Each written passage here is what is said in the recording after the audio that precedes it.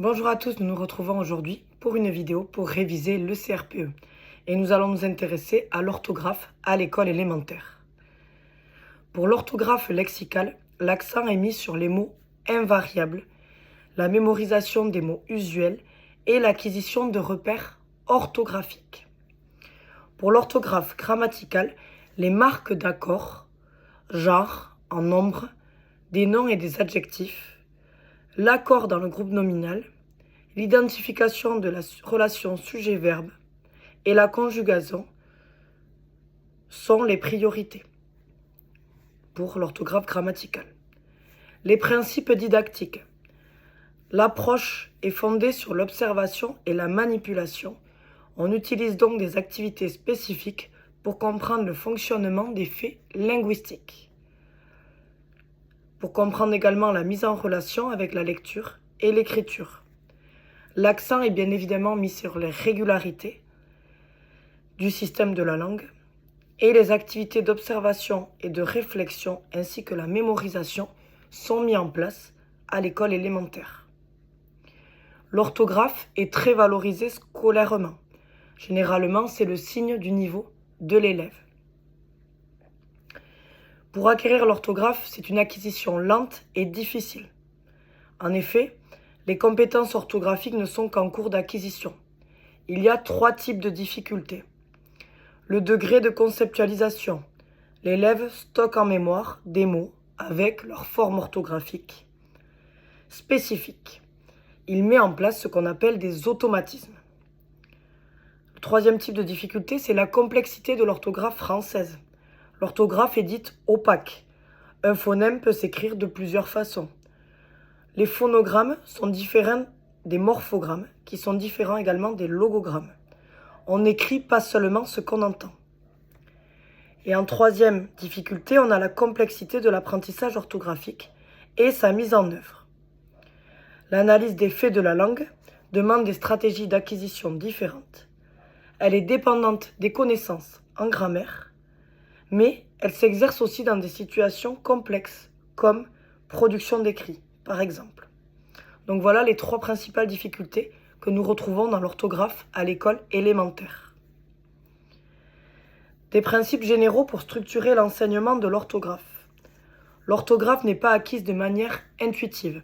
C'est donc un enseignement explicite, structuré, programmé et progressif qui permet d'acquérir l'orthographe.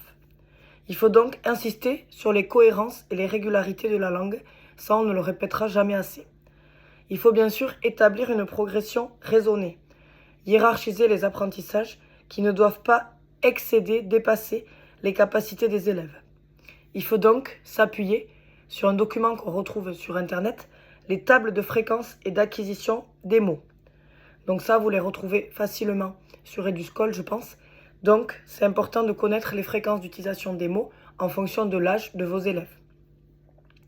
En orthographe grammaticale, la gestion des accords au cycle 3 suppose une progression vers les chaînes de plus en plus complexes.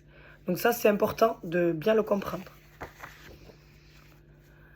La priorité est donnée à des notions clés, l'accord en genre et en nombre des sujets et des adjectifs, ainsi que l'accord du verbe avec le sujet, et les mots invariables sont des priorités. Ensuite, on va articuler l'orthographe avec les autres domaines du français, la grammaire, le vocabulaire, le lexique, la compréhension, la lecture et l'écriture. Les démarches, dispositifs et activités qu'on peut utiliser pour l'orthographe à l'école élémentaire. En premier temps, on peut mettre l'accent sur les explicitations pour faire émerger les représentations des élèves sur la langue. C'est donc un dispositif qui permet aux élèves de verbaliser et d'expliciter oralement leur conception et co-construire leur savoir. Par exemple, on va pouvoir utiliser la phrase du jour, la dictée négociée dans laquelle on va faire une dictée et ensuite on va négocier, on va discuter ensemble pour trouver les solutions. Les entretiens métagraphiques également sont intéressants. Il faut ensuite privilégier les observations, les manipulations et les situations problèmes pour l'analyse de la langue. Donc manipulation par exemple entre les verbes du premier groupe et les verbes du troisième groupe. Les classements également, les tris sont très intéressants pour acquérir l'orthographe, qu'elle soit lexicale ou grammaticale. Ensuite, on va favoriser la mémorisation. Donc, on va utiliser des activités systématiques et répétées, avec une exposition fréquente aux mêmes mots et des procédures de réactivation en mémoire de ces mots, sous forme de dictée, de lecture réitérée, de copie de mots, d'épellation du mot, qui permettent de fixer durablement ces termes et leur orthographe dans la mémoire. On va également proposer, en tant qu'enseignant, d'expliciter les procédures productives et les faire travailler aux élèves. C'est donc la morphologie dérivationnelle qu'on va utiliser et les lois de position ou d'analogie, comme 40, 50. On voit que selon la position, on a le début qui change, mais on reste avec 40, 50, 60. Il faut donc faire émerger les régularités de la langue et donc les régularités de l'orthographe.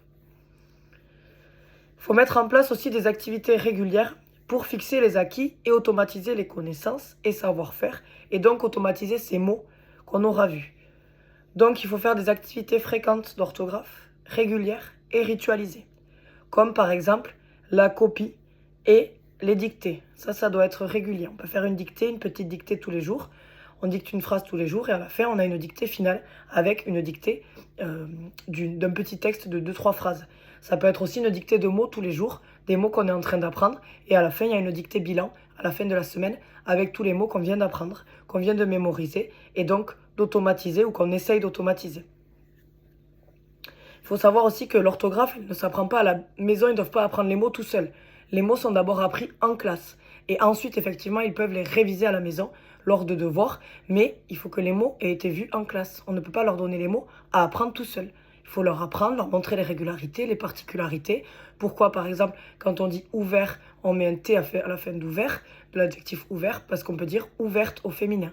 Toutes ces régularités-là, il faut les cibler avec les élèves et ensuite on fait apprendre à la maison. On ne fait pas apprendre, on fait réviser à la maison. Attention à cette erreur. On apprend à l'école, à la maison, on révise, on relit. On essaie de mémoriser davantage. Mais on a appris ensemble en classe avec le professeur des écoles. Et ensuite, bien sûr, donc la récurrence des différentes dictées quotidiennes, ça c'est important, avec différentes formes. On ne fait pas toujours une dictée classique. Ça peut être dictée de mots, dictée de phrases, dictée de petits textes, mais ça peut être également une dictée négociée. Ça peut être une dictée à trous. Ça peut être, voilà, il y a plusieurs types. Une dictée en randonnée. On a plusieurs types de dictées qu'on peut utiliser. Et enfin, il faut créer des outils avec les élèves. On peut avoir des répertoires de mots. On peut avoir également des tableaux récapitulatifs, si par exemple on travaille des mots dans un certain domaine.